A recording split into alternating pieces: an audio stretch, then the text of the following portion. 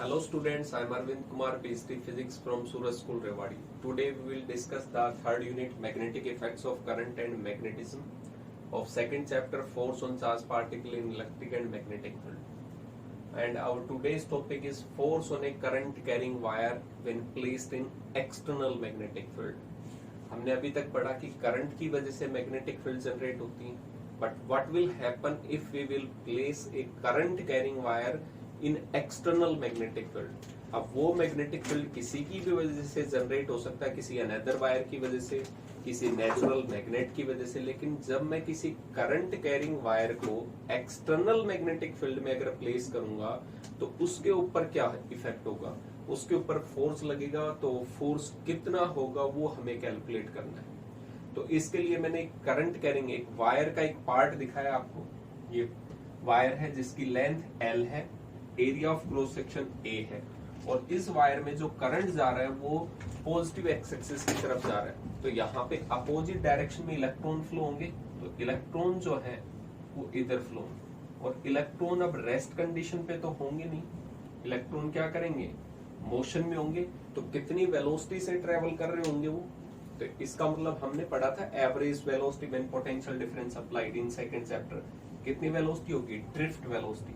तो ये सभी इलेक्ट्रॉन ड्रिफ्ट वेलोसिटी के साथ मूव कर रहे होंगे। क्लियर हुआ पॉइंट। तो यहाँ पे ड्रिफ्ट वेलोसिटी के साथ मूवमेंट कर रहे हैं ये इलेक्ट्रॉन्स। तो यहाँ पे इलेक्ट्रॉन्स हमने विजिबल किए। अभी तक मैंने एक्सटर्नल मैग्नेटिक फील्ड का ध्यान नहीं दिया। अब मैं यहाँ पे अगर एक एक्सटर्नल मैग्नेटिक फील्ड अप्लाई करूं, यहाँ पे सपोज करते हैं कुछ एंगल पे ये एक्सटर्नल मैग्नेटिक फील्ड है बी, इस वायर के थ्रू यहाँ पे भी होंगी, इसके अक्रॉस भी ऐसे जा रही होंगी मैग्नेटिक फील्ड, ये भी। तो इस वायर के अक्रॉस मैग्नेटिक फील्ड है वो ट्रेवल कर रही होगी। अब ये जो मैग्नेटिक फील्ड है वो अगर देखा जाए तो यहाँ पे लेंथ हम कंसिडर करेंगे in the direction of current. कि लेंथ हम यहां से स्टार्ट करेंगे और किस डायरेक्शन में जाएंगे, जिधर करंट फ्लो कर रहा होगा। बाई चांस करंट इधर फ्लो करता तो इसका मतलब हम इस डायरेक्शन में लेंथ को कंसिडर करते। तो जो करंट है, करंट कैरिंग जो लेंथ है, उसके साथ में एंगल जो बना रहा है वो कितना एंगल बन रहा है, मैग्नेटिक फील्ड का थीटा। मैग्नेटिक फील्ड और करंट लेंथ के बीच में जो एंगल बन रहा है वो कितना है, थीटा। अब यहाँ पे कितने नंबर ऑफ इलेक्ट्रॉन्स होंगे, क्योंकि हमें एक सिंगल चार्ज के ऊपर तो पता है कितना फोर्स लगता है इन मैग्नेटिक फील्ड। अब मैं कहूँ कि इस कंडक्टर के अंदर 5 इलेक्ट्रॉन थे, तो जितना फोर्स उन 5 इलेक्ट्रॉन्स पे लगेगा वही तो फोर्स लगेगा पूरे करंट कैरिंग वायर पे। तो मुझे सबसे पहले कैलकुलेट करना है कि इस वायर के अंदर कितने नंबर ऑफ इलेक्ट्रॉन्स प्रेजेंट है। तो स्टार्टिंग करते हैं, स्मॉल n मैंने कंसिडर किया, जिसको कहते हैं number of electrons per unit volume. यानी इस वायर में अगर मैं ये कहूं कुछ लेंथ थी, वॉल्यूम था इसका, तो एक यूनिट वॉल्यूम में कितने नंबर ऑफ इलेक्ट्रॉन्स प्रेजेंट है उनको क्या कहेंगे हम, स्मॉल n कहेंगे। तो उसकी वैल्यू क्या होगी, n अपॉन में टोटल वॉल्यूम। और वॉल्यूम हमें पता है इस वायर का, कैसे कैलकुलेट करते हैं, एरिया पता है, area of cross section, length पता है, तो वॉल्यूम कितना हो जाएगा, एरिया इनटू में length. So total number of electrons, number of electrons in this wire, इस वायर में टोटल नंबर ऑफ इलेक्ट्रॉन्स कितने होंगे, स्मॉल n एरिया इनटू में लेंथ। मल्टीप्लाई कर दिया area length multiply by small n। तो ये हमें पता चल गया कि इस वायर के अंदर टोटल नंबर ऑफ इलेक्ट्रॉन्स कितने होंगे। क्लियर हुआ पॉइंट। तो यहाँ पे हम अगर कैलकुलेट करें, so force on a single electron is, single electron is कितना होगा, वहां पे इसको स्मॉल f से डिनोट किया है। फॉर्मूला में पता था q v क्रॉस b था, तो यहाँ पे q जो है उसकी वैल्यू हम कितने पुट कर सकते हैं, यहाँ पे इलेक्ट्रॉन्स है, स्पेशली हमें पता है चार्ज पार्टिकल कैसे हैं, इलेक्ट्रॉन्स है। तो यहाँ पे माइनस में e v और क्रॉस b। एक सिंगल चार्ज पर अगर फोर्स कैलकुलेट करते हैं मैग्नेटिक, तो कितना होता है, q v क्रॉस b। तो इसका मतलब यहाँ पे q की जगह मैंने इलेक्ट्रॉन लिया है, वेलोसिटी जो है वो vd है यहाँ पे इस टर्म्स में। इसका मतलब एक सिंगल इलेक्ट्रॉन पे जो चार्ज होगा वो चार्ज हमने पुट कर दिया, नेगेटिव था तो माइनस, और यहाँ पे कितनी वेलोसिटी से जा रहा है, vt, ड्रिफ्ट वेलोसिटी से करंट, और मैग्नेटिक फील्ड थी b। इसको अगर एक्सपेंड कर देते हैं तो हम क्या होता है, साइन थीटा होता है। अब इसी फॉर्म में रखते हैं, बट ये तो सिंगल इलेक्ट्रॉन पे है। हमारे पास इस वायर में अगर 1000 इलेक्ट्रॉन्स होते तो उन पे सभी पे जो फोर्स लगेगा उसकी डायरेक्शन क्या होगी, सेम होगी, क्योंकि सभी इलेक्ट्रॉन सेम डायरेक्शन में जा रहे होंगे, सेम वेलोसिटी पे, सेम एंगल फॉर्मेशन हो रहा होगा, तो फोर्स की डायरेक्शन क्या होगी, सेम। फोर्स की डायरेक्शन सभी पे सेम है तो इस पूरे वायर पे टोटल फोर्स कितना लगेगा, मान लेते हैं इस पे 1 न्यूटन लग रहा है इस डायरेक्शन में, इस इलेक्ट्रॉन पे 1 न्यूटन है, यहाँ पे इलेक्ट्रॉन उस पे 1 न्यूटन है, सेम डायरेक्शन में लग रहा होगा कहीं, तो सेम डायरेक्शन लगेगा तो फोर्स को हम क्या कर देंगे, ऐड। अब ऐड करें, जितने भी टोटल नंबर ऑफ इलेक्ट्रॉन्स हो या जितने भी नंबर ऑफ इलेक्ट्रॉन्स प्रेजेंट है उनसे मल्टीप्लाई कर दें, तो हम यहाँ पे कह सकते हैं so total force on the wire is,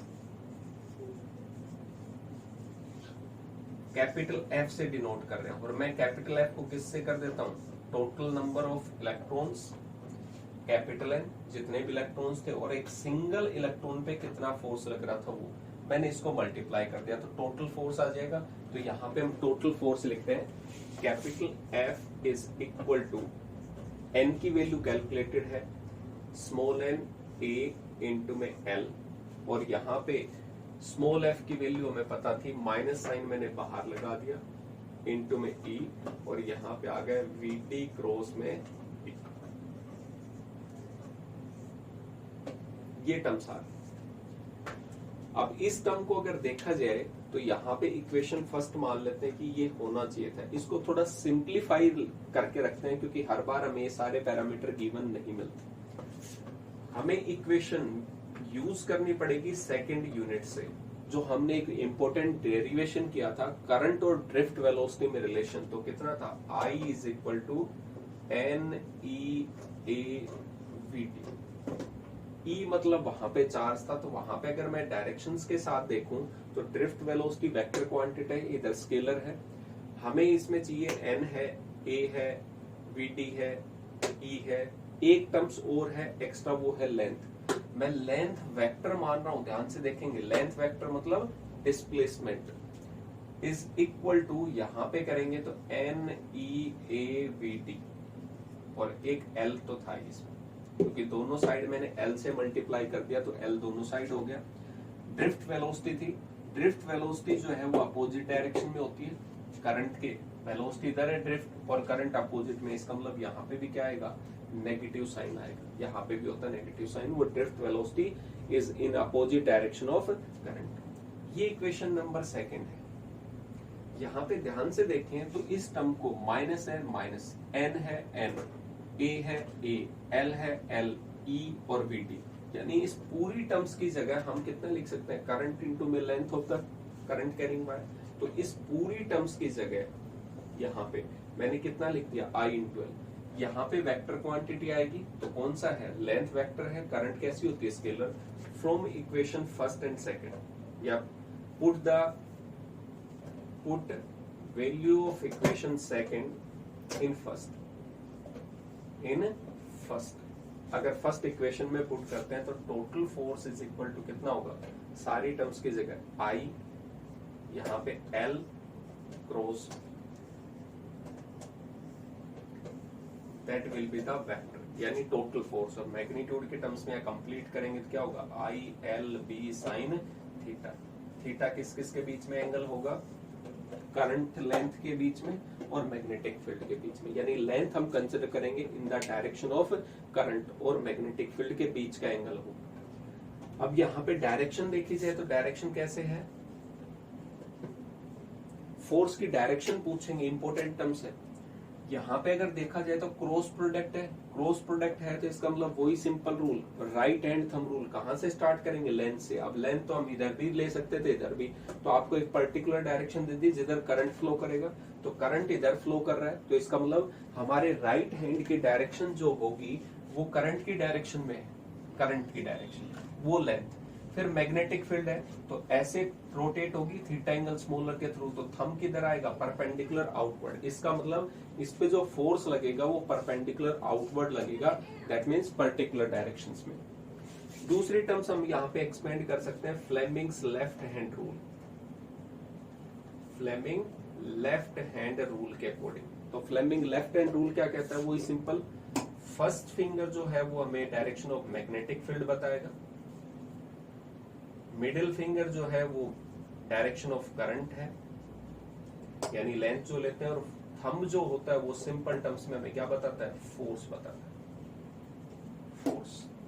इसका मतलब यहाँ पे अपनी लेफ्ट हैंड की फिंगर्स को हम स्ट्रेच करें perpendicular to each other, first finger magnetic field, ये फिंगर करंट, और थंब क्या होगा, करंट की वो फोर्स की डायरेक्शन। तो इसका मतलब देखें तो मैग्नेटिक फील्ड थी, करंट इधर, फोर्स कैसे लगेगा यहाँ पे, परपेंडिकुलर आउटवर्ड, वो भी हमें डायरेक्शन बताता है। कोई भी यूज कर सकते हो, राइट हैंड थंब रूल और फ्लेमिंग लेफ्ट हैंड रूल। दूसरी टर्म्स इसकी स्पेशल केस अगर डिस्कस करें यहाँ पे, तो first case theta is equal to 0 degree और 180 डिग्री, यानी अगर मैग्नेटिक फील्ड ऐसे है तो उसमें कोई current carrying wire same direction में हो, करंट ऐसे जा रहा हो या इसके अपोजिट हो, तो इसका मतलब साइन 0 0 होता है, 180 भी 0 होता है, इसका मतलब फोर्स कितना लगेगा, 0 लगेगा। और सेकंड अगर मैं ये कह दूं theta is equal to 90 degree है, यानी ये तो मैग्नेटिक फील्ड और कोई current carrying wire magnetic field के परपेंडिकुलर डायरेक्शन में जा रहा है, तो वहां पे थीटा साइन 90 मैक्सिमम, तो वहां पे क्या लगेगा, मैक्सिमम फोर्स लगेगा, और मैक्सिमम कितना होगा, ILP, क्योंकि साइन 90 1 होता है, यहाँ पे फोर्स कितना लगेगा, 0।